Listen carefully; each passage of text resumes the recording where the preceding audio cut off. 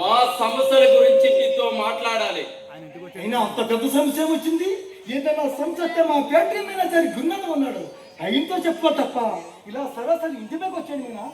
కార్మికులకు యాజమాన్యానికి మధ్య అవగాహన ఉండాలి తప్ప అపోహలు అబద్ధాలు ఉండకూడదు. మధ్య వాళ్ళతో మాట్లాడితే అసలు విషయం మీ దగ్గరికి వచ్చేసరికి దాని అర్థమే మారిపోవచ్చు. అందుకే సరాసరి మీ దగ్గరికి వచ్చాను. ఇంతకు అసలు విషయం ఏంటి? నిత్యావసర వస్తువు ధరలు రోజు రోజుకు పెరిగిపోతున్నాయి. మీరు ఇస్తున్న జీతాలు మాకు సరిపడడం లేదు. అందుకని మీరు జీతాలు పెంచాలి. అంతేకాదు, యంత్రాల మధ్య కష్టపడి పనిచేసే మాకు రోజు రోజుకి ఆరోగ్యం క్షీణించిపోతుంది. అందుకు ప్రతి నెల హాస్పిటల్ ఖర్చులు గాను 3000 రూపాయలు బోనస్ గా ఇవ్వాలి. ఇంకా మీ కొంతమ కోరికలు ఏమన్నా మిగిలిపోయాయా? ఏమిటి ఇవి మీకు కొంతమ్మ కోరికలుగా కనిపిస్తున్నాయా? అవునండి. అగపశ్చిమంతులుగా పుట్టి నివసించే మీకు కార్మికుల కన్యాసర్ప కోరికలు కొంతమ్మ కోరికలుగానే కనిపిస్తాయి. కష్ట జీవన శ్రమను కాసులుగా మార్చుకుని విలాస జీవితంలో మునిగి తేలే మీకు కన్నీటి బతుకులు కఠినమై గాథలు అర్థం లేని వాదులుగా వినిపిస్తాయి. అదిగా ప్రసంగాలు చేసి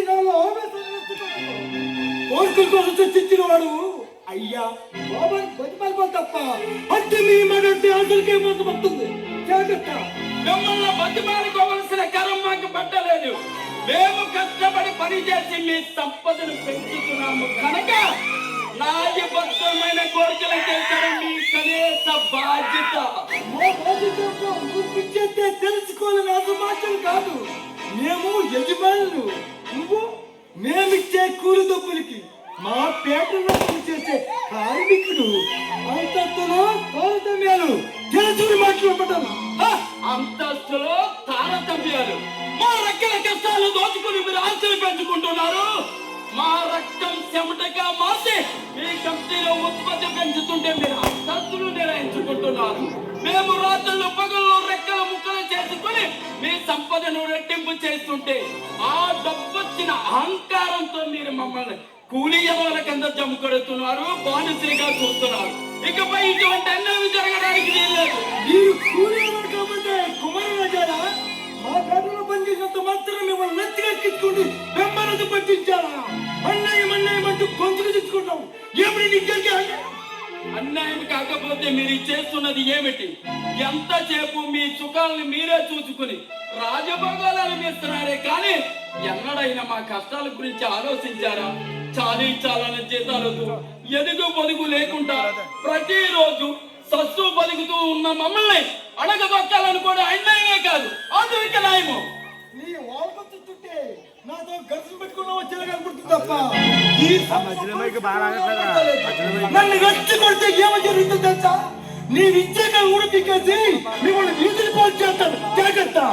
అది నువ్వు అనుకున్నంత తేలిక కాదు మిస్టర్ కుమార్. అణిగి మణిగి ఉన్న కార్మిక శక్తిని చాలా తక్కువగా అంచనా వేస్తున్నావు. కష్టజీవుల కన్నెర చేసే కర్మకారుల పునాదులే కదిలిపోతాయి. మేము కేవలం ఒకే రోజు పని చేయడం మానేస్తే మీ యంత్రములు ఆగిపోతాయి, మీ ఉత్పత్తి నిలిచిపోతుంది, మీ వ్యాపారం సర్వనాశనం అయిపోతుంది. అప్పుడు మీరే వస్తారు మా కాళ్ళ మీరు అతనికి తెగించిన రోజున మేమే ఫ్యాక్టరీ చెప్తాం. అప్పుడు ఆకలి బాధలతో అల్లాడిపోతున్న మీ కార్మికుడిని తల కసిపట్టుకుని వీధులంట గుర్తించుకోవాల్సి వస్తుంది. జాగ్రత్త. అది అక్కడే నువ్వు పొరపాటు పడుతున్నావు. నీ ఇష్టం వచ్చినట్లు నిరంకుశత సాధించడానికి ఇది రాక్షసుల రాజ్యం కాదు, ప్రజాస్వామ్య దేశం. నీలాంటి నిజంగా ఉంటారనే నా యంత్రాన్ని కొన్ని హక్కులనిచ్చింది. ఆ హక్కులను కాపాడుకోవడానికి అవసరమైతే సమ్మె చేస్తాం, సత్యాగ్రహం చేసి మా కోరికలు మేము సాధించుకుంటాం.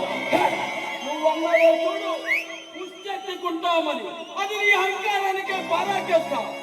పత్తులతో చావైనా చద్దాము కానీ ఆత్మ అభిమానాన్ని చంపుకోలేము. ఆఖరు జరిగే హెచ్చరిస్తున్నారు. వారం రోజుల్లో మీరు మా కోరికలు అంగీకరించాలి.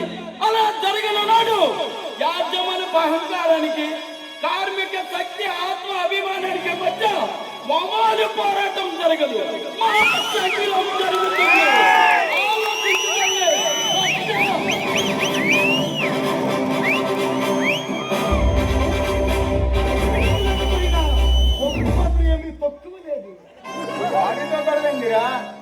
పరిష్కారం చేసి పంపించలేకపోయావా? తలపిసి వదనాలు అయితే తలకలు నచ్చిపోతాయి. ఆ సంగతి వాడికి తెలవడం దొరుకుతుంది.